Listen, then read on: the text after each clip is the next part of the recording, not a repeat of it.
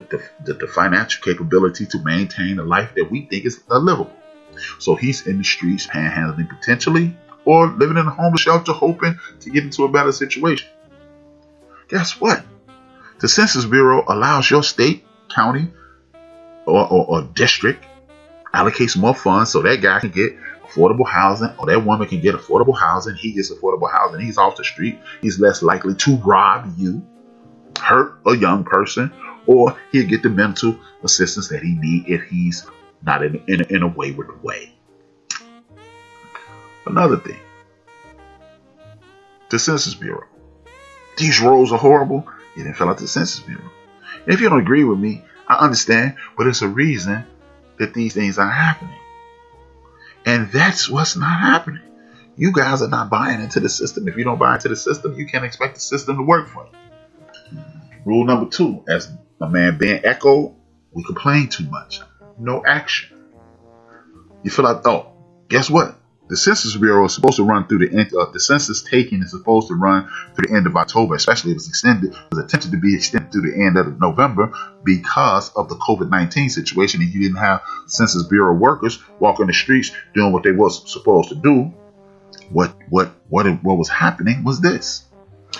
What has happened is this. Your president, Donald J. Trump, the same guy that 100 million you guys stayed at home and didn't vote for him, or Hillary Rodham Clinton.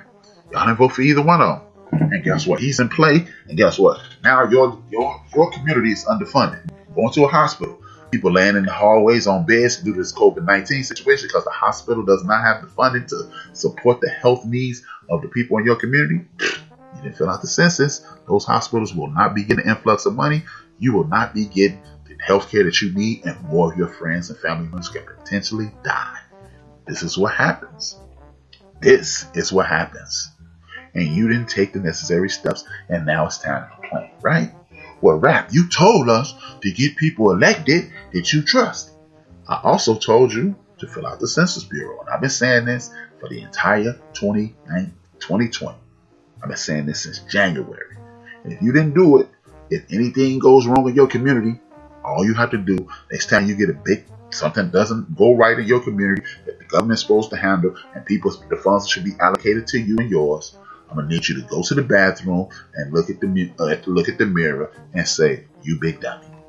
Seriously, and I'm not kidding. It may seem funny. But that was funny, Rap, but it's the truth because you didn't do it. The dude has snatched the rugs, the feet up under your rug, the rug up under your feet, from up under your feet, and now you stuck. Register to vote. Get engaged, get involved, get into it. If you don't understand, again, the reason I use the analogy, have you ever asked a homeless person for money?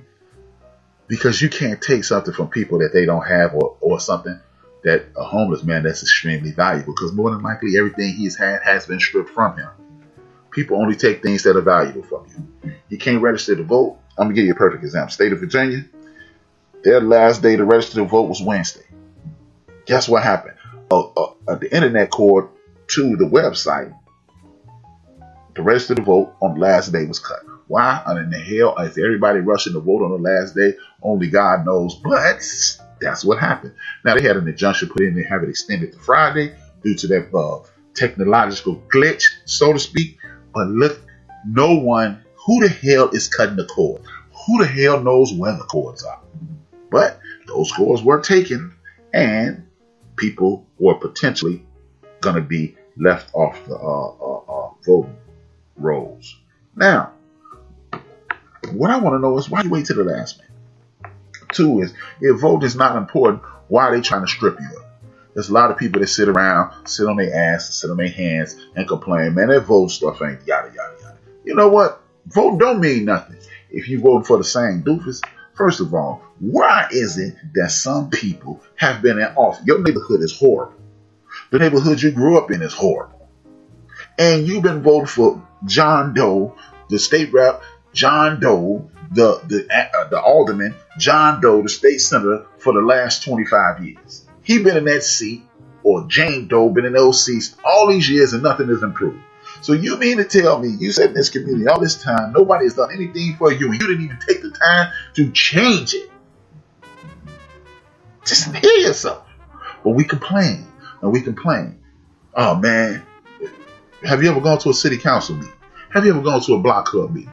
Who's your block club president? Who's your city representative? Who's your state representative? You don't know. But you complain. You know, like the age-old tale, Barack Obama didn't do nothing for black people. Black people, what do we want from Barack Obama? And then you say something that people have been fighting for 157 years. Reparations. So did you ask Obama for reparations? Did you put together a package? Oh, no. You know why you didn't ask for reparations? Because in 1992, Shirley Chisholm, the Congressional Black Caucus, NAACP, Student Nonviolent Coalition, headed by Stoker Carmichael, a.k.a. Kwame Ture, HRap Brown, the original, and others met in Gary, Indiana in 1972, and they put together a plan, a progressive plan that a lot of people saying that they putting together now. That plan been in place since 1972, and before that, the same Congressional Black Caucus did it in the 50s, and before that in the 1800s, when our people were immediately emancipated. Same group of people, same type of people put together the exact same plan about reparations, finances, and things of that nature. So people who coming to you now talking about reparations, this has been a 157-year-old fight, and they still fight. But you didn't know that because you've never taken the time to look into the history of your community and what's going on. It's easier to sit back and complain laterally. What in the hell am I going to call being from BS Street Sports and Entertainment for and complain about the government? And there's a dude right here in my city that I can call and complain.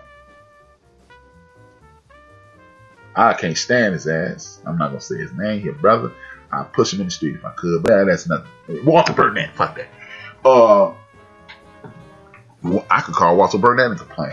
And then I can call Dick Durbin and complain. And then I can call the governor of the state of Illinois and complain. And then I can call somebody else. But we don't do that. We call being from BS Street. We call RC from Duluth, Minnesota.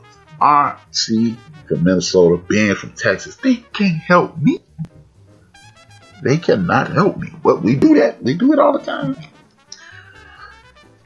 Civics lesson number 3. Know who's in charge of your community. Please know who's in charge of your community. Alright? The reason you need to know who's in charge of your community, and if all those are looking at the misspelling of entertainment, I just looked at it, I deleted that. So I'm not a big deal anymore. But back to Paladin hand. We must know what we're up against. We do. The reason I'm even talking about this, man, civic lesson number 3, those in charge. I need you to find out who your state representative. I need to find out who your alderman is. I need you to find out when the Zoom city council meetings are. I need you to start making complaints about the roads. I need you to start making complaints about schools. I need you to start making complaints about everything. See, because every 2 years, your state representative is reelected. Your congressman is reelected every 2 years. Twice every presidential situation. 2 years from now, the election goes down. You need to be knowing. You need to be finding out who that is today. And when you find out who it is, then you know you can go to who is voting in your interest. People of Illinois, judges.org. Judges.org. There are over 60 judges in the city of Chicago alone that need you to confirm their seats. People in Chicago. I don't know about all the city. Can't tell you about this. Judges.org. You can go to see who voted in your interest. There is a focus group that have gone through this for you on judges.com, judges.org, and they'll tell you who you should vote for. Of the 60 judges that are up for reconfirmation, 6 of them got a less than satisfactory rating. 1 of them got less than 50%. An organization called Black Attorneys, they said this dude got a 3%. So, this is how you keep your brothers and sisters out of jail. This is how civics work. Don't just vote down the ballot. Find out what these people are voting for and voting against. My man, Big Mo from Tiger Park, D. Grace family, they're from South Carolina. Lindsey Graham is running for election in South Carolina. This dude is brazen enough to say on national television while he's attempting to appoint a United States Supreme Court nominee, did you think it was time to go back to the good old days of segregation? Nobody said anything. The good old days of segregation.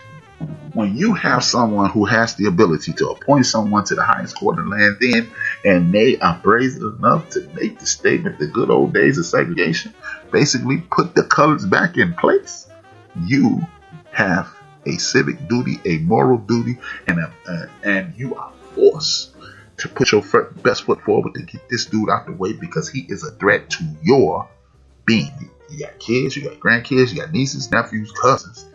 You're not doing this for you because, hell, we 35, 45, 55 years old. We're doing this for our 25, 15, and 10-year-old people.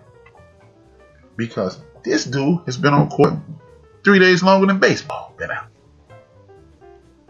And he is voting for the destruction of people. You don't understand why civics is important? Okay. This dude named Alex Jackson here in the state of Illinois was fired. He was fired by a transportation company.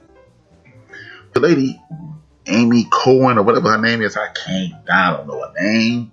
And it's not important because she don't get the job because we didn't go out and move this dude, Donald J. Trump. She presided over a case that this dude took to the Supreme Court of the state of Illinois. And a circuit court. And guess what he said? She said, this dude was fired because he was called the N-word at his place of employment. He was subsequently fired and he sued the company and said they fired me. I was in a hostile work environment and they fired me. And I quote, though the N-word is an inflammatory word, but he didn't prove to us how being called the N-word put him in a hostile work environment. Mind you, this lady has 2 black children. They always throw the Haitian part in, but I don't know too many light-skinned Haitians. I'm just saying. And according to Diggerdale, I'm from Haiti, so y'all know. I know. But I'm one of the light-skinned Haitian dudes. But on the serious side, being called that word, thank you. Thank you, Amy Coney Barrett. Thank you, already.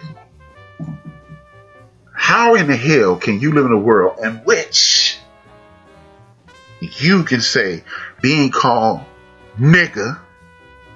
I wanted to say at that time, being called nigga is not inflammatory because all the people that will be called niggas that I know, if somebody outside the culture called them niggas,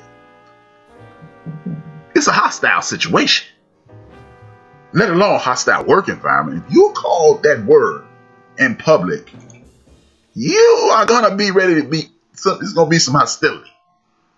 But according to this woman who has 3 children who look like from our community, 2 children from our community living in our home, I don't give a damn if they're directly from the motherland. They look like us. They could be called nigga in an inflammatory way. And she said, it couldn't have been. It could be, this could be a misunderstanding. So how many times is she using that word around her house, around those Haitian children, for her to believe that it's not inflammatory? This same woman told us that she cried when she saw Brother Floyd get murdered by the Gestapo, aka the police. This same woman that said that. So this woman is about to be appointed to the highest court in the land. I'm still angry about my damn sound, but I'm going on with my show. This woman is about to be appointed to the highest court in the land. And when you appoint someone like that who cannot see your pain, your tyranny, your suffering, how can you possibly hope to get a fair shake? When you got people like Mitch McConnell that talk about democratic cities like Baltimore, democratic cities like Chicago, democratic cities like Detroit have been burned to the ground forever. How about this? Another peak is city.